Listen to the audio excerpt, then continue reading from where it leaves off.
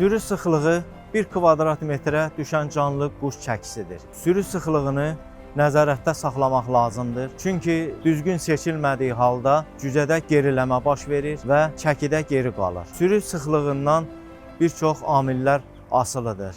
Sürü sıxlığı ancaq təsərrüfatlarda düzgün yerinə yetirilirsə, ancaq təsərrüfat gəlirli ola bilər. Sürü sıxlığını qabaqcadan planlamaq lazımdır.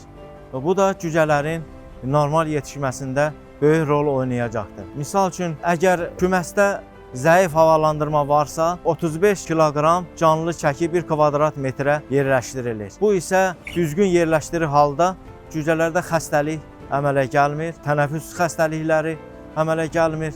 Ancaq yeni müasir avadanlıqlarla təchiz olunan təsərrüfatlarda 1 kvadrat metrə 40 kiloqrama kimi cücə yerləşdirmək olur. Küməsdə həddən artıq sıxlıq varsa, bu xəstəliklər yaradır. Xəstəliklər də o deməkdir ki, cücə canlı çəkidə geri qalır və təsərrüfat istədiyi gəliri götürə bilmir.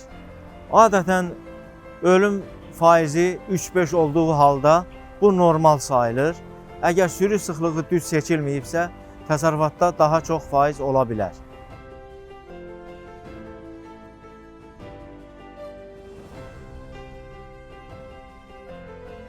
Belə hallarda baytar nəzarətindən başqa bütün havalandırma, işıqlandırma, yem təhlil olunub və bu səbəblər aradan qaldırılmalıdır.